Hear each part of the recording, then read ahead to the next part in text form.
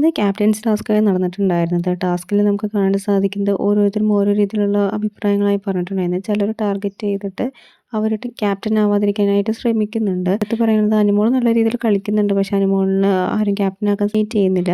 ആകെ നോമിനേറ്റ് ചെയ്തത് ഒനീലും അക്ബറും അതുപോലെ തന്നെ സബുമാൻ മാത്രമാണ്. ബാക്കിയുള്ളവരെല്ലാം ആദിലേക്കും അതുപോലെ തന്നെ ലക്ഷ്മീനെയും അതുപോലെ തന്നെ ജിസേലിനും മാത്രമേ വോട്ട് ചെയ്തിട്ടുണ്ടായിരുന്നത്. ഇത് മനഃപൂർവ്വം അനുമോള് ക്യാപ്റ്റൻ ആവാനായിട്ട് സമ്മതിക്കാത്തതിന് പോലെയാണ് നമുക്ക് ഫീൽ ചെയ്യുന്നത്. കാരണം നല്ല രീതിയിൽ കളിച്ചുകൊണ്ടിരിക്കുന്ന ഒരു വ്യക്തിയാണ് അനുമോള്. അത്യാവശ്യം നല്ല ആക്റ്റീവാണ്. അതുപോലെ അത്യാവശ്യം നല്ല രീതിയിൽ കോണ്ടന്റ് കൊടുക്കുന്നുണ്ട്. അപ്പോൾ ഇത്രയും ചെയ്യുന്ന ഇത്ര ആക്റ്റീവായിട്ടുള്ള ഒരാൾ നോമിനേറ്റ് ചെയ്യാതെ അവർ നോക്കുന്നത് ലക്ഷ്മീനെയാണ്. എന്നിട്ട് അവർ ലക്ഷ്മീനെ കുറ്റം പറയുകയൊന്നും ചെയ്യുന്നില്ല എന്ന് പറഞ്ഞിട്ട്. പക്ഷേ ക്യാപ്റ്റൻസി ടാസ്കിൽ ആ ഒരു വീക്കുള്ള പെർഫോമൻസ് ബേസ് ചെയ്തിട്ട് വേണം കൊടുക്കാനായിട്ട്.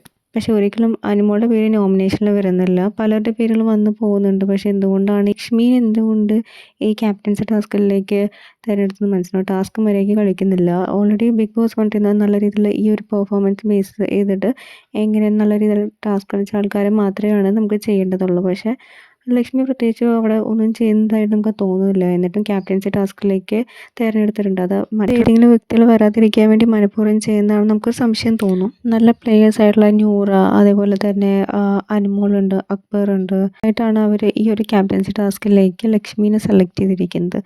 അപ്പോൾ അതത്ര ഫെയർ ആയിട്ട് തോന്നുന്നില്ല. എന്തായാലും ഇവരൊരു ഗെയിം പ്ലാൻ ആയിരിക്കും. 6 വോട്ടുകളുമായി ആദിലയും ലക്ഷ്മിയും അതേപോലെ 4 വോട്ടുമായി ജിസയിലാണ് ടാസ്കിലേക്ക് തിരഞ്ഞെടുക്കപ്പെട്ടിരിക്കുന്നത്. കൂടുതൽ അപ്ഡേറ്റ്സുമായി വീണ്ടും വരാം.